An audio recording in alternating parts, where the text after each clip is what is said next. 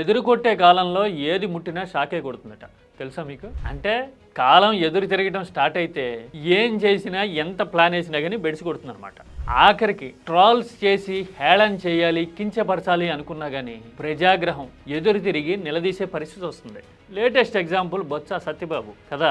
ఆయన పెద్దల సభలో మాట్లాడిన సబ్జెక్ట్ని, తీరుని హేళన చేసి అసలు పాయింట్ వదిలేసి ఏదేదో మాట్లాడాలనుకున్న వాళ్ళు డిఫెన్స్లో పడుతున్న తీరు చూస్తూ ఉంటే విపక్షం అక్కర్లా, వాళ్ళకి మీడియా లేకపోయినా పర్వాలా, కాలమే మనల్ని క్వశ్చన్ చేయడం మొదలైపోయిందా అని నాకు అనిపించింది. నిజం కదా, ఇన్నాళ్లుగా జరుగుతున్న ఒక ప్రచారాన్ని, ఒక ప్రొజెక్షన్ని ఇలాంటి సిచ్యువేషన్స్ చాలా టాక్టికల్గా, ప్రాక్టికల్గా ఎక్స్పోజ్ చేస్తూ ఉన్నాయి. ఇన్నాళ్ళు జరిగిన ప్రొజెక్షన్ ఏంటి? ఒక పార్టీలో ఉంటే గనక వాళ్ళు ఎంత మేధావులైనా, విద్వత్ సంపన్నులైనా సరే అరాచకుల కిందే లెక్క. అదే మనకి నచ్చిన, మనం మెచ్చిన పార్టీలో ఉంటే గనక వాళ్ళు ఎంత అజ్ఞానులు, అరాచకులు, అసమర్థులైనా సరే వాళ్ళు అద్భుతాలు చేస్తున్నారు అనే అనుకోవాలి జనం అన్నట్టుగా మీడియా ప్రొజెక్షన్ చేస్తూ ఉంది కదా ఇప్పటి వరకు.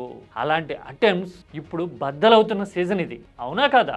నేను కొన్ని ఎగ్జాంపుల్స్ చెప్తా, కొందరు లీడర్ల పేర్లు కూడా ప్రస్తావిస్తా. మీడియా వీళ్ళ విషయంలో ఎలాంటి ప్రొజెక్షన్స్ ఇస్తూ ఉంటుంది, కానీ వాస్తవాలు ఏంటి అనేది రేఖామాత్రంగా ఎగ్జాంపుల్స్తో ఎక్స్ప్లెయిన్ చేసేందుకు ట్రై చేస్తా. మీకు తెలిసిన పేర్లు కానీ, ఇన్సిడెంట్లు కానీ మీరు జాయింట్ చేయండి, అంటే నా పాయింట్కి మీ జాయింట్. ఓకే, మరి చెక్ చేద్దామా? బొత్స సత్యబాబు ఇన్సిడెంట్ ఏపీకి ఏం చెప్పిందో తెలుసుకుందామా?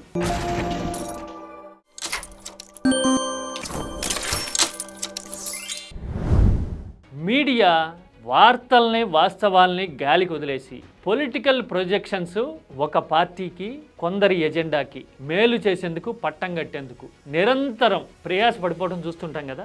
ఆ ప్రయాసలో కీలకమైన ఎలిమెంట్, ఇంగ్రీడియంట్ ఏంటో తెలుసా?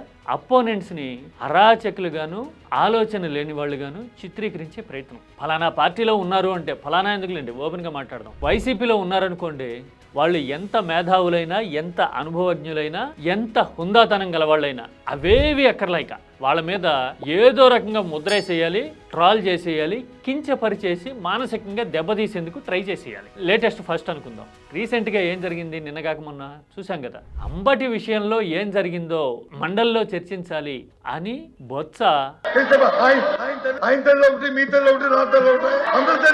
ఇలా ప్రస్తావించడం చూశాం కదా. తల్లి పేరు చెప్పి రాజకీయాలు చేస్తుంటారు, మరి తల్లి అందరికీ ఉంటుంది కదా అని ఆయన పెద్ద మనిషి తరహాలో మాట్లాడితే జనం అవును కదా అని టక్కని అంటారు కదా. ఎవరైనా సరే కాస్త బుర్రా, విచక్షణ, ఆలోచన ఉన్నవాళ్ళు ఎవరైనా. అందుకోసమే అవతల పక్క వాళ్ళు, అధికార పక్షం ఉలిక్కిపడి బొత్స మాట తీరుని, బొత్స హావభావాల్ని హేళన చేస్తూ కించపరిచేందుకు ప్రయత్నం చేసి సూపులో పడ్డం చూసాం కదా. అంత అనుభవం ఉన్న నాయకుడు ప్రస్తుతం ఏపీలో టాప్ లేయర్లో ఉంటారు అని లెక్కేస్తే అందులో కనిపించే కొద్ది మందిలో ఆయన కూడా ఒకరు. ఆయన మాట్లాడిన పాయింట్ని కాకుండా ఇలా పిల్లి బిత్తిరి వేషాలేందిరా అని చెప్పి జనం చీకొట్టే పరిస్థితి వచ్చేసరికి డిఫెన్స్లో పడ్డారు కదా అవతల పక్క అంతా. అంటే అసలు విషయాన్ని వదిలేసి దుమ్ము దూగరా పోగేసి రాజకీయం చేద్దాం అనుకుంటే ఇలాగే ఉంటుంది. బొత్స విషయంలో అధికార పక్షం ఇంత డీఫేమ్ అయిపోయి డిఫెన్స్లో పడ్డానికి కారణం ఏంటి? 25 ఏళ్ల నుంచే చూస్తూ ఉంటుంటాం. వైఎస్ఆర్ హయాంలోనే బొత్స సత్యబాబు లైమ్లైట్లోకి వచ్చుంటారు, మంత్రిగా సుదీర్ఘకాలం పనిచేసి ఉంటారు, ఉమ్మడి ఆంధ్రప్రదేశ్లోనే PCC ప్రెసిడెంట్గా కూడా పనిచేసిన ఎక్స్పీరియన్స్ ఉంది. అలాగే కాలం కలిసి వచ్చి ఉంటే, రవ్వంత అదృష్టం ఉండుంటే ఏమో ఆయన ముఖ్యమంత్రి కూడా అవ్వాల్సిందేమో 2014కి ముందు కదా. అంటే ఆ స్టేచరు, ఆ ఎఫర్ట్స్ అన్నీ ఆయన పెట్టున్నాడు. అలాగే రాజకీయంగా కూడా మిట్ట ఫలాలు చూసిన నాయకుడు కదా సత్యబాబు. 2014కు ముందు చీపురుపల్లిలో ఏది రాష్ట్ర విభజన తర్వాత తలెత్తిన పరిస్థితుల్ని ఆయన తట్టుకొని మళ్ళీ నిలబడిన తీరు అనేది ఒక మాస్టర్ క్లాస్ ఎగ్జాంపుల్ కదా. రాజకీయం అనేది ఒడిదుడుకులు ఎలా తట్టుకోవాలి అనడానికి. అంటే ఎక్స్పీరియన్స్ పరంగా చూసినా, పర్సనల్ పొలిటికల్ క్యాలిబర్ పరంగా చూసినా కానీ బొత్స సత్యనారాయణ ఎన్నదగిన నాయకుడు ఏపీ రాజకీయాల్లో ప్రస్తుతం, కాదనలేం కదా. ఆయన వైసీపీలో ఉన్నంత మాత్రాన ఆయన్ని కించపరిచేందుకు ట్రై చేశామనుకోండి, అది ఇలాగే ఎదురుకొడుతుంది. ఒక్క సత్యబాబు విషయంలోనే కాదు, మనం చాలా మంది విషయాల్లో సర్వసాధారణంగా ప్రయోగించే జుమ్కీ ఇది. ఎవరైనా సరే వైసీపీలో ఉన్నారు అంటే వాళ్ళు అరాచకం చేసేస్తారని, వాళ్ళు బీభత్సకారులని, అసలు ఆలోచన లేని వాళ్ళు అన్నట్టుగా ముద్రేసేందుకు మనం ట్రై చేస్తుంటాం. ఎంచి చూస్తే ప్రాంతాల వారీగా చాలా ఉదాహరణలు కనపడతాయి మనకి. అంబటి విషయంలోనూ అలాగే చేశాం మనం. అంబటిలాగా వాగ్దాటితో వాస్తవాల్ని ప్రజల ముందుకి తీసుకురాగలిగిన సామర్థ్యం ఉన్న నాయకుడు యువతల పక్కన ఎవరున్నారు? పోటీ పెట్టండి. పబ్లిక్ అర్థమయ్యేలాగా మాట్లాడగలిగిన చతురత కానీ ఆ టాకింగ్ ఎబిలిటీ కానీ ఎవరికి ఉందో? ఎంతమంది పోటీ ఇవ్వగలుగుతారు? Very few. అవును కదా. ఆ తర్వాత ఈ మధ్యకాలంలో చూస్తుంటాం టీటీడీ మాజీ చైర్మన్ భూమన కరుణాకర్ రెడ్డి లాంటి వాళ్ళ విషయంలో కూడా ఇలాంటి నెగిటివ్ ఆరా, నెగిటివ్ ప్రొజెక్షనే కనపడుతుంది. నిరంతరం ఏదో వివాదాల్లో ఉన్నారనో, లేదంటే ఏదో చేయకూడని పని చేసేసారేమో అన్న ఇంప్రెషన్ ఇవ్వడానికి అధికార కూటమికి వంతపాడే మీడియా ప్రొజెక్ట్ చేస్తూ ఉంటాయి. కానీ నేరుగా భూమన కరుణాకర్ రెడ్డితో మాట్లాడినా, లేదంటే కనుక ఆయన మాట్లాడుతుంటే మనం టీవీలో చూసినా కానీ మనకు ఒక విషయం వెంటనే తడుతుంది.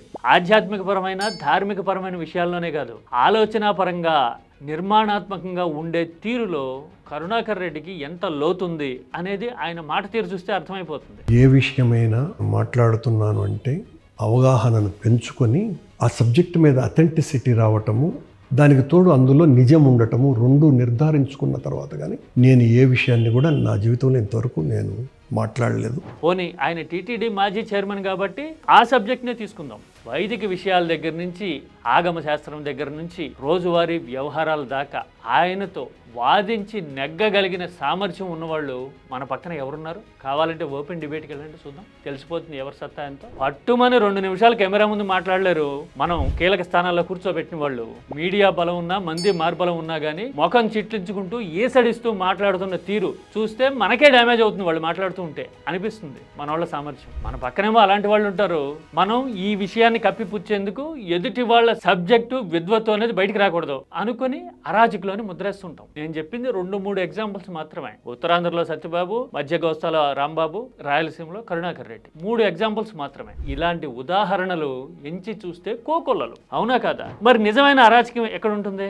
స్పీకర్ స్థానంలో ఎవరన్నా కూర్చున్నారనుకోండి, వాళ్ళు బూతులు తిట్టేస్తారు అని ముద్రేసేసి ఉంటాం 24కి ముందు. మన విశ్వాసపాత్రుడు తిట్టే బూతుల ముందు మిగతా వాళ్ళు ఎవరైనా వెల తెలపోవాల్సిందే కదా. నాయకులే కాదు, ఇలాంటి ఉదాహరణలు ర్యాండమ్గా 10 చెప్పొచ్చు. ఆ గలీజ్ అరాచకం అంతా ఎందుకని నేను ఇక్కడ ప్రస్తావించట్లా. ఆఖరికి ముఖ్యమంత్రి స్థానంలో ఉన్న వ్యక్తిని కూడా మన యువ కిషోరం ఏమన్నారు? వినడానికే చాలా ఏహ్యభావం వచ్చేలాగుంది. ఏహ్యభావం అంటే తెలుసు కదా, అసహ్యం కంటే ఎక్కువ. అలాంటి భాష మనం వాడతాం. తెల్లారు లేస్తే నియమ నిబంధనలో సంస్కారం, సంప్రదాయం, ఇంకేవో ఉంటాయి. ఇలాంటి లిస్ట్ ఏదో ఉంటుంది, సామీద వచ్చేవి. ఇలాంటి సరిగమ 10 నిమిషాలు పలికిస్తాం మనం. అంటే ఏంటి వీటన్నిటి లక్ష్యం?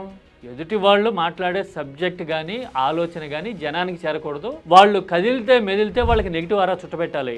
యువతల పక్క వాళ్ళు ఎన్ని బూతులు తిట్టినా, ఎంత అరాచకం చేసినా, కీలక పదవుల్లో ఉండి కూడా ఇష్టం వచ్చినట్టు చెలరేగిపోతూ ఉన్నా కానీ మనం వాటిని కవర్ చేస్తూ అంతా నిర్మాణాత్మకంగా సాగిపోతుంది ఇక్కడ అని ప్రొజెక్ట్ చేయాలనుకుంటామా?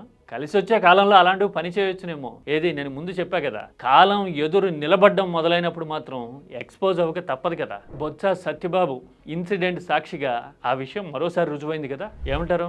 వైసీపీలో ఉన్న వాళ్ళంతా అరాచకులు, ఫలానా పార్టీలో ఉన్న వాళ్ళంతా మణిపూసలు, శుద్ధపూసలు అన్నట్టుగా చేసే ప్రొజెక్షన్స్ మీద మీరేమంటారు? నిర్మాణాత్మకంగా చెప్పండి.